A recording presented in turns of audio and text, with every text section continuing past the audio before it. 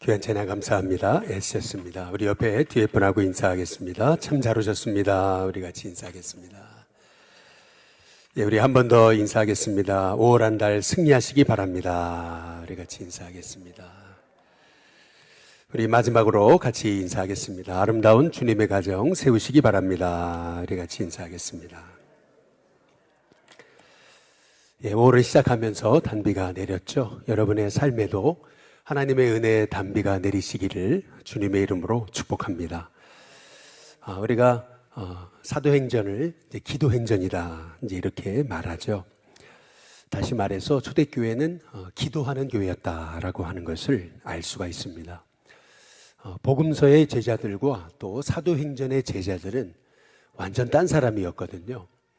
똑같은 사람들인데 복음서의 제자들과 사도행전의 제자들은 완전 다른 사람들입니다. 이렇게 제자들을 완전 다른 사람으로 만들게 된 것은 다름 아닌 기도에 있었던 거죠.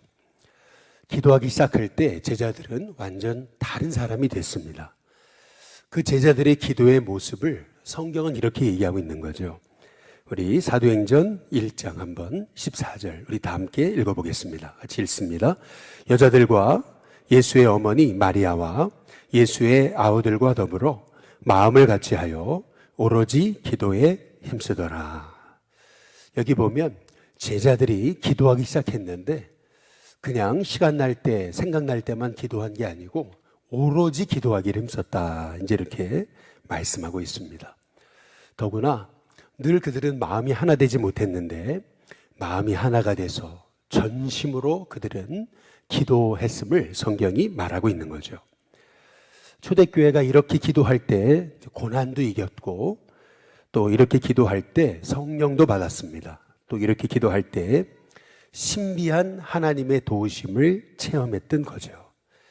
그래서 초대교회는 기도 없이는 도대체 설명할 수 없는 교회가 이제 초대교회였던 것을 우리가 잘 알고 있습니다. 그렇다면 우리가 한 가지 질문해야 될 것은 뭐냐면 초대교회는 무엇을 놓고 기도했는가? 초대교회가 드린 기도의 내용이 뭐였는가? 우리가 여기에 한번 좀 질문을 던져볼 필요가 있습니다. 우리가 기도하는 내용은 보통 어려움이 없게 해달라고 우리는 기도하죠. 편안하게 해달라고, 또 잘되게 해달라고, 또 성공하게 해달라고, 또 유명하게 해달라고, 복되게 해달라고. 우리의 기도는 보통 그렇습니다. 결국에는 문제없이 평안하고 잘되게 해달라는 거, 이제 우리의 기도의 내용이죠. 그렇다면 초대교회는 뭘 놓고 기도했는가라고 하는 거죠. 초대교회가 드렸던 기도의 내용이 사도행전 처음 나오는 부분이 있습니다. 언제냐면은 베드로와 요한이 나면서부터 안진뱅이 된 자를 일으켰을 때 그것으로 인해서 이 베드로와 요한이 사람들에게 집중되죠. 그때 베드로와 요한은 예수님의 부활을 전합니다. 그 예수님의 부활을 전한 것 때문에 감옥에 갇히죠.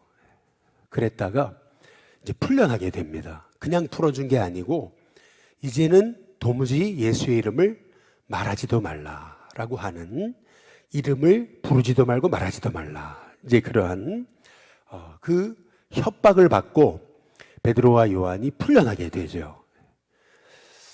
그러나 제자들은 이렇게 이제 대답했던 것을 볼 수가 있습니다. 사도행전 4장 한번 20절을 보면은 우리 같이 한번 읽어보겠습니다. 함께 있습니다. 시작. 우리는 보고 들은 것을 말하지 아니할 수 없다 하니. 베드로의 대답은 이거죠. 조용히 있겠다고, 몸살이겠다고, 이제 그런 게 아니고 베드로는 우리는 보고 들은 것을 말하지 않을 수 없다. 이제 그렇게 대답하죠. 이렇게 대답했음에도 불구하고 백성들의 소요가 두려웠기 때문에 결국 이스라엘의 관리들은 베드로와 요한을 풀어주죠. 다시 협박하고 절대 말하면 안 된다. 예수의 이름 말하지 말아라 라고 그렇게 협박을 하고 이 베드로와 요한을 이제 풀어줍니다. 이 베드로와 요한이 이렇게 풀려나게 됐을 때 성경은 이 베드로와 요한이 동료들에게 가서 사정을 알리고 이제 함께 기도했다, 합심해서 기도했다라고 나오거든요. 이제 거기에 초대교회가 드렸던 기도의 내용이 나와요. 이 초대교회가 드렸던 기도의 내용은 세 가지거든요. 우리는 보통 우리를 위해 기도할 때 우리가 기도하는 내용은 결국 잘 되게 해달라, 잘 되게 해달라, 잘 되게 해달라거든요. 우리의 기도 딱 세 가지를 뽑으라면 결국 그거예요. 어려움이 없게 해달라, 어려움이 없게 해달라, 어려움이 없게 해달라.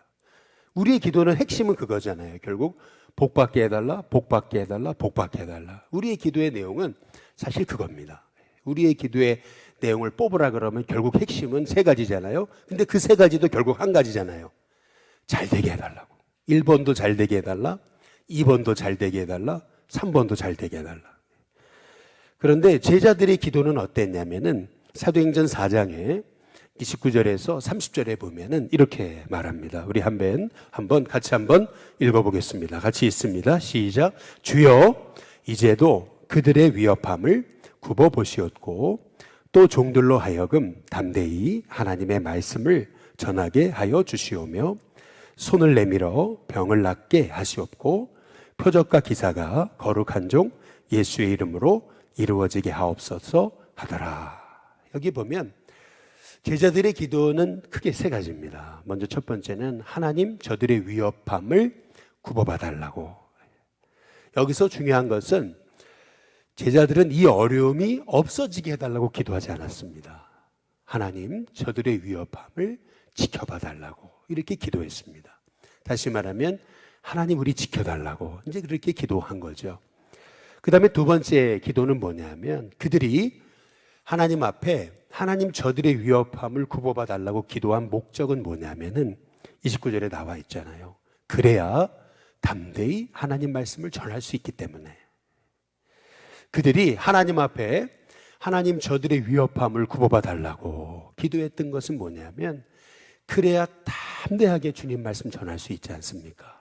그들의 기도의 두 번째 내용은 뭐냐면 담대하게 하나님 전하게 해달라고. 이제 이것이 기도의 제목이었고요. 그리고 세 번째 기도의 제목은 뭐냐면은 손을 내밀어서 병을 낫게 하시고 표적과 기사가 거룩한 종 예수님의 이름으로 이루어지게 하옵소서. 이렇게 기도합니다. 결국 우리가 하나님 살아계심을 드러내는 주님의 도구가 되게 해달라고, 하나님 증거 달라고 이제 그렇게 기도합니다. 여기에서 우리가 초대교회가 드렸던 기도의 내용을 알 수가 있는 거죠. 단순히 이 고난이 사라지게 해달라고, 이 핍박이 없어지게 해달라고, 그래서 평안하게 해달라고 그렇게 기도한 것이 아니었습니다.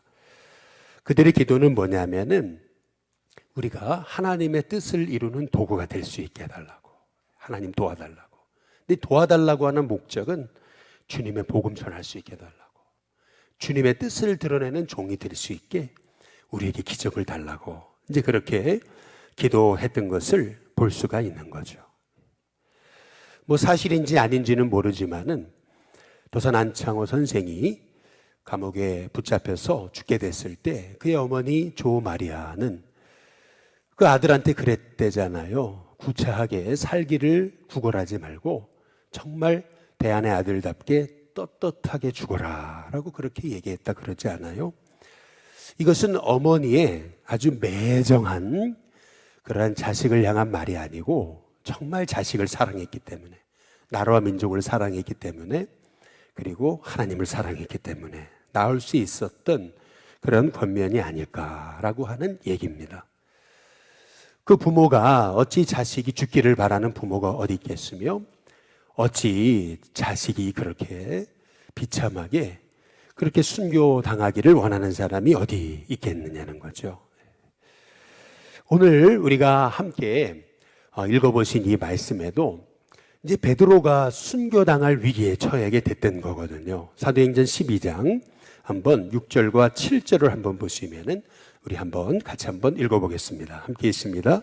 헤롯이 잡아내려고 하는 그 전날 밤에 베드로가 두 군인 틈에서 두 사슬에 매여 누워 자는데 바수꾼들이 문 밖에서 옥을 지키더니 호련히 주의 사자가 나타나매 옥중에 광채가 빛나며 또 베드로의 옆구리를 쳐 깨워 이르되 급히 일어나라 하니 쇠사슬이 그 손에서 벗어지더라.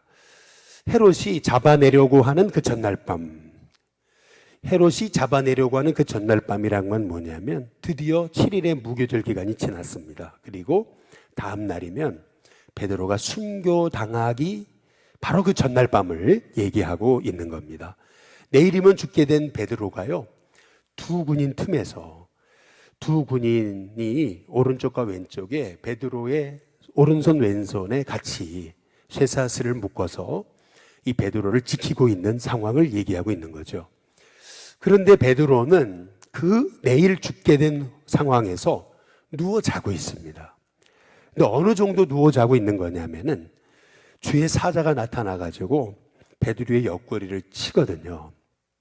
여기서 베드로의 옆구리를 쳤다는 말은 그냥 좀 일어나라고 쿡쿡 찌른 게 아니고 성경의 원어적인 표현에 의하면은 어떤 물건을 가지고 내리친 것을 의미합니다. 옆구리를 쳤다라고 하는 것은 쿡쿡 찌른 의미가 아니고 강하게 뭔가를 가지고 내리치는 것을 의미하는 표현입니다.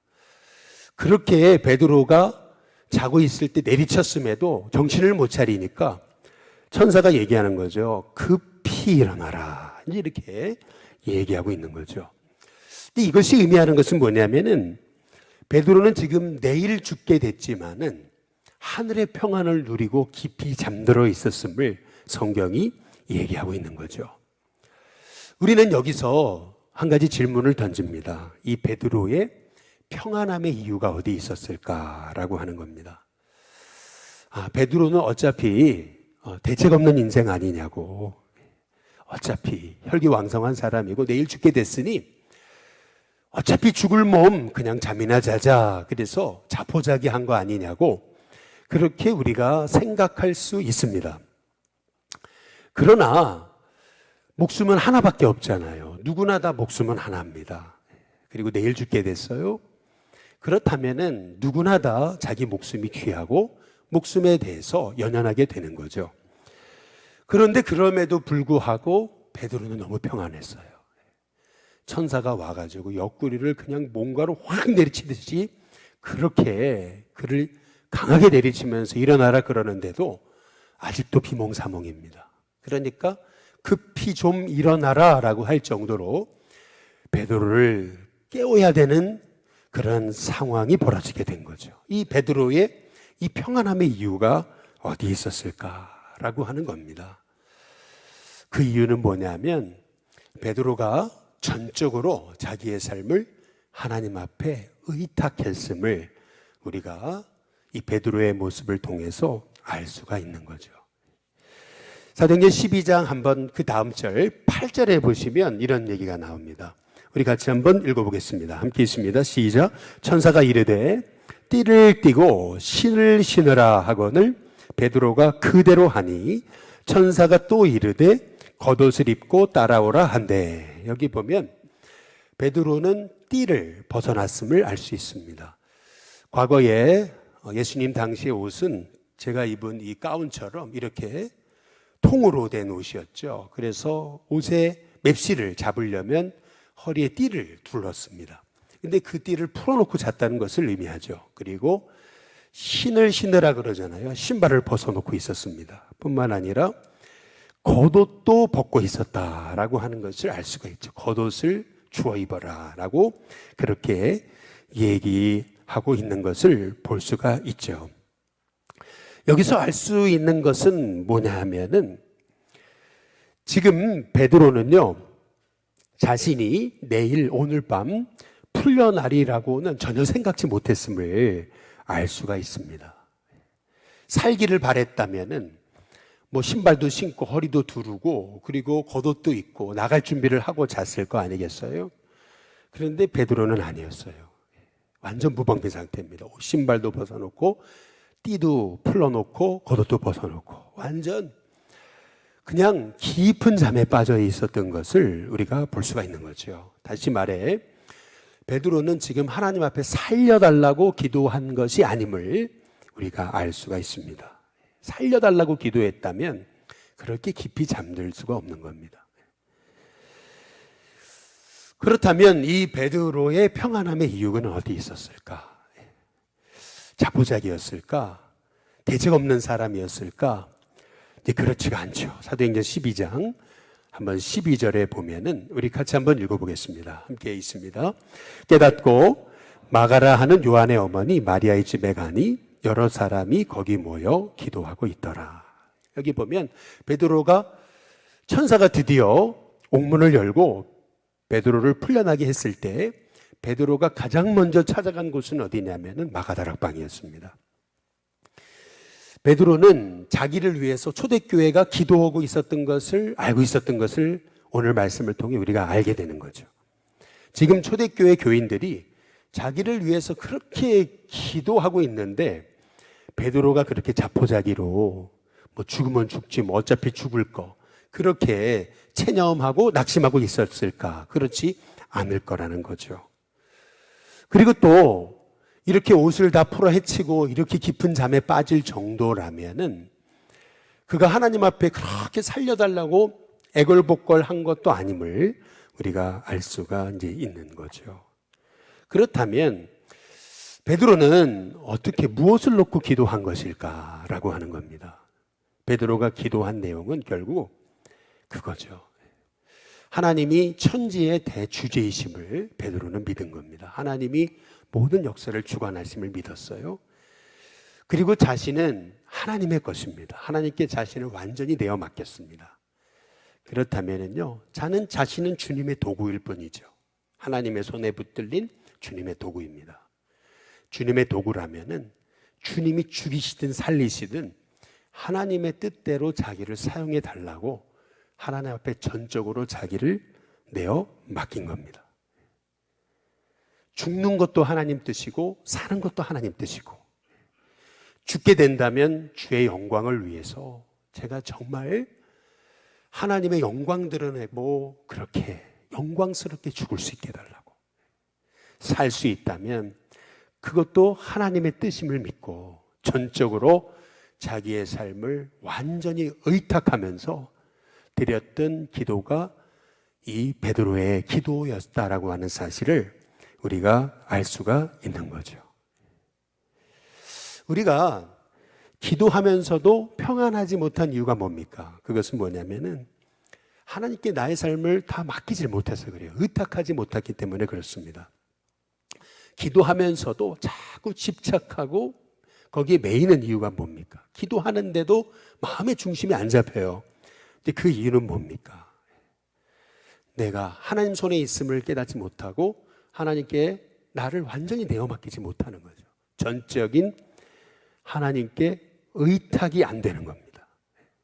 나의 삶의 주관자 대신 하나님 앞에 나는 주님의 도구일 뿐 나는 하나님 앞에 전적으로 맡겨진 하나님의 존재라고 하는 사실을 우리가 기도하면서도 우리가 신뢰하지 못하는 것, 그것이 어찌 보면 우리가 기도하면서도 흔들리고 기도하면서도 불안하고 기도하면서도 우리의 집착을 내려놓지 못하는 이유라고 하는 거죠. 초대교회와 또 우리의 기도와의 차이점은 뭐냐면은 뜨거움, 열심의 차이가 아닙니다. 우리나라처럼 이렇게 새벽같이 일어나가지고 기도하고 열심히 있는 백성이 어디 있습니까?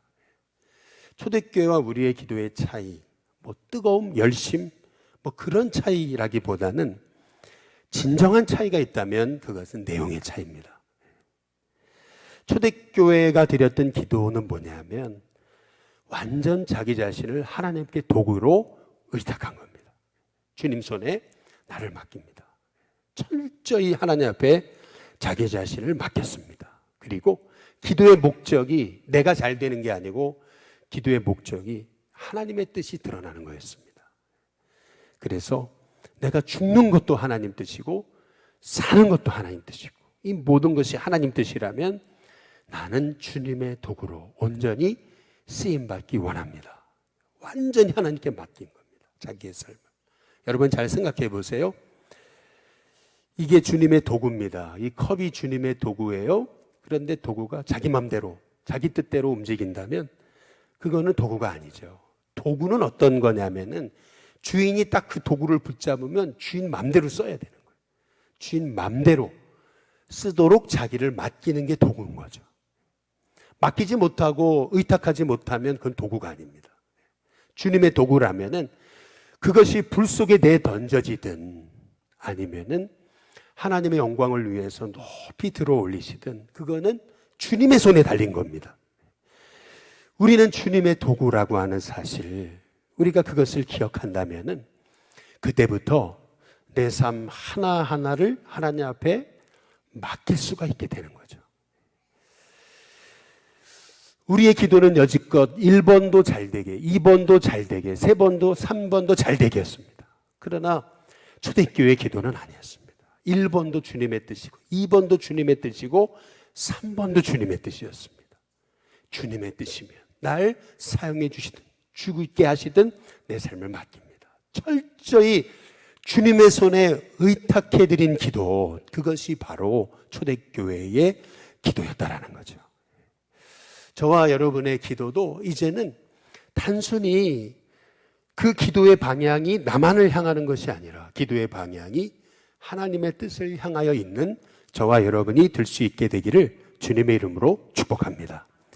호스피스 운동의 선구자라고 불리는 엘리자베스 퀴밀러 로스는 인생 수업이라는 책에서 한 여인의 얘기를 소개합니다. 이렇게 연휴가 시작되는 날 차를 몰고 고속도로를 이제 가게 됐어요. 차가 밀리잖아요. 그래서 차를 갑자기 급정거를 했는데 보니까 뒷차는 자기 차를 못 본 것 같아요. 브레이크를 밟지 않고 그냥 전속력으로 달려오는데 그 순간 지금 어떻게 아무것도 할 수 있는 상황이 아닙니다. 아무것도 할 수가 없어요. 그 순간 눈을 감고 심호흡을 하고 붙들고 있던 핸들을 탁 놓았다는 거죠. 그리고 나서 정신을 잃고 깨어났는데 보니까 이 차는 완전히 폐차가 될 정도로 완전 종이짝처럼 구겨졌습니다. 참 많은 사람이 그 사고로 많은 그러한 그 상처를 입었죠. 그런데 이분은 하나도 안 다친 거예요. 정말 다친 게 하나도 없는 거예요.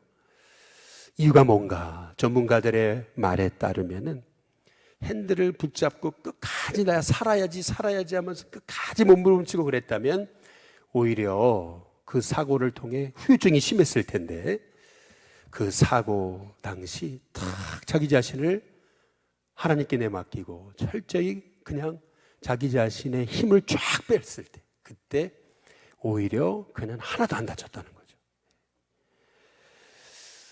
우리 인생도 마찬가지가 아닐까라고 생각합니다. 우리가 나의 뜻을 집착하고 자꾸 내 뜻을 앞세우고 우리가 자꾸 내가 잘 되게 해달라고 그렇게 몸부림칠 때는 아무것도 안 됩니다. 그러나 내 삶을 하나님께 다 의탁하고 맡기고 나는 그분의 손에 있습니다. 하나님께 맡기고 나니까요 내일 죽겠는데도요 너무 평안해요. 지금 천사가 오히려 안달이 나가지고 그를 깨워야 되는 상황이에요. 하나님이 베드로를 결국 옥에서 나오게 하셔서 결국 하나님 살아계심의 도구로 하나님이 베드로를 사용하시는 은혜를 보여주시는 거죠. 마찬가지죠. 우리의 삶도 이제는 우리의 기도도 좀 달라져야 된다고 믿습니다. 1번도 문제없게 해달라고, 2번도 문제없게 해달라고, 3번도 문제없게 해달라고 이게 아니고 하나님 내 삶을 전적으로 하나님께 의탁합니다. 나는 주님의 도구입니다. 도구로 쓰임받기 원합니다. 주님이 날 붙잡아 사용해 주옵소서. 나의 삶을 전적으로 하나님께 의탁하며 기도할 때 여러분 고난도 견디는 힘을 하나님께서 허락해 주실 줄로 믿습니다. 고난도 축복이 되는 은혜가 있게 하실 줄로 믿습니다. 고난 중 안에도 평안함의 은혜를 허락해 주실 줄로 믿습니다. 그 고난도 오히려 하나님의 은혜가 되는 축복을 허락해 주실 줄로 믿습니다. 이제 우리가 기도를 열심히 오로지 기도에 힘쓰되 우리 기도가 초대교회 성도들의 기도와 같은 나는 주님의 도구로 전적으로 나의 삶을 하나님께 의탁합니다. 고백하며 정말 하나님이 저와 여러분의 삶에 임하시는 그 하나님의 그 은혜를 누리는 하나님의 종들이 될 수 있게 되기를 주님의 이름으로 축복합니다. 오늘 이 시간 우리 함께 우리 찬송 부르고요. 같이 이 시간 기도하고 우리 성찬을 받겠습니다.